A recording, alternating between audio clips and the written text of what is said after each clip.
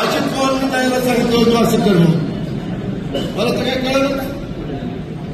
मी घडल्या पिंपरी चिंचवडला विचारा, त्याला म्हटलं कुणी का असं ना ऍक्शन घे. आता त्या मुली जी यांनी आत्महत्या केली, तिची सासू आतमध्ये, तिची नणंद आतमध्ये, तिचा नवरा आतमध्ये.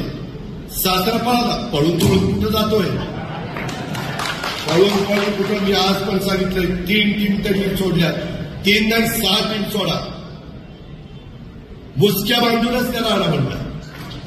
पण ते टीव्हीचे चॅनल अजित पवार, अरे माझा काय संबंध आहे. आम्ही राजकीय क्षेत्रातली लोक उद्या सुनीलच्या घरातल्या निघाला, किशोराच्या घरातल्या गेल्या, प्रेमापोटी बोलत तर जावं लागतं. जेपी नाही गेलं तरी माणूस रुजते. त्याच्यावर शक्य असेल तेवढं आम्ही करतो ना. पण म्हणून काय आम्ही त्यांना सांगतो का तुम्ही बाळासाहेब सुनेचे असं वागा म्हणून. मी एवढा महिलांचा पुरा, अरे मीच पट्ट्याने लाडक्या बहिणींना 1,500 रुपये द्यायला सुरुवात केली. त्याच्या आधी कुठल्या मायाच्या लाल मी नव्हती केली. एकनाथराव शिंदे, देवेंद्रजी आणि आम्ही ती सुरुवात केली. आम्ही प्रत्येक वेळेस आता बचत गटाच्या बद्दल, बाकीच्या बद्दल सातत्याने, माझी महिला बालविकासची मुलगी आमची आदिती तटकरे मंत्री आहे, तिनं चांगला प्रस्ताव आणला तर 1 मिनिटात मी मंजूर करतो. आणि खुशाल ते चॅनलवाले अजित पवारांना जाब विचारला पाहिजे. जर अजित पवार तिथे दोषी असेल तर अजित पवारला फासावर लटवा. जर कुठं त्याचा संबंध असेल तर. पण उगीच माझी बदनामी काही येणार देणार. मीडियाला अधिकार दिलाय मोकळीकीचा, कुणाची पण नावं घेत आहेत.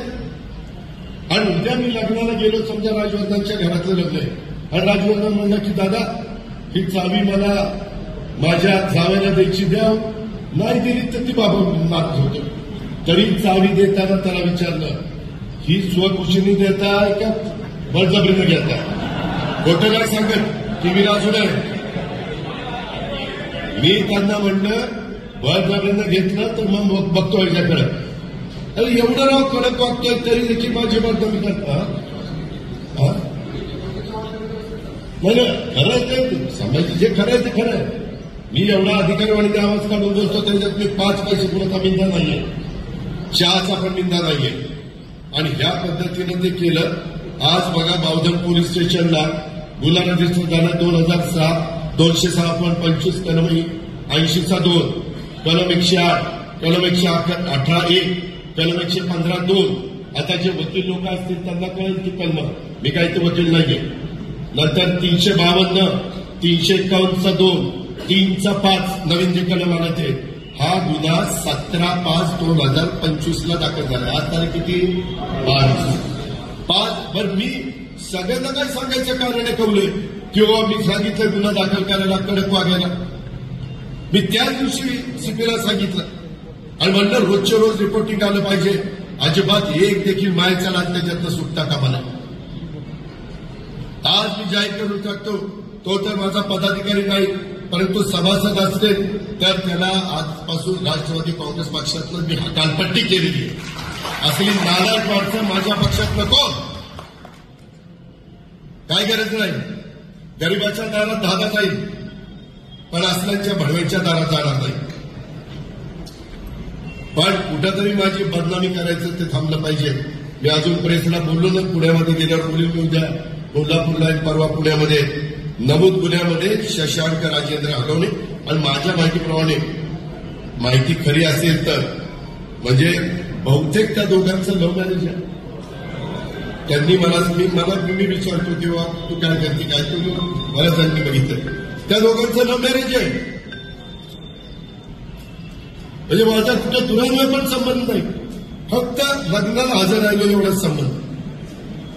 आता कुणाच्या लग्नाला नाही आलो तर असं माझ्या मागे लचण लागतं म्हणून आलो नाही समजायचं. आणि मला माफ करायचं लग्नाला नाही आल्याबद्दल. तर ऐका, शशांक राजेंद्र हगवणे, लता राजेंद्र हगवणे, करिश्मा राजेंद्र हगवणे या 3 आरोपींना अटक करण्यात आली. राजेंद्र तुकाराम बुवा हगवणे हा बेपत्ता आहे, फरार आहे. सुशील राजेंद्र हगवणे हा फरार आहे. त्यांचा शोध घेण्याचं काम चाललेलं आहे. 3 टीम आहे, अजून टीम वाढवायला सांगितल्या.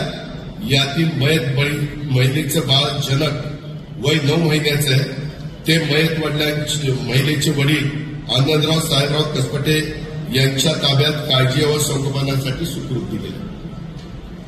म्हणजे जे काही कुणाच्याही बाबतीमध्ये घडल्यानंतर एक माणुसकी म्हणून, एक सहानुभूती म्हणून, एक जबाबदारी म्हणून, शासन म्हणून जे काही करायचंय ते सगळं काही केलेलं आहे.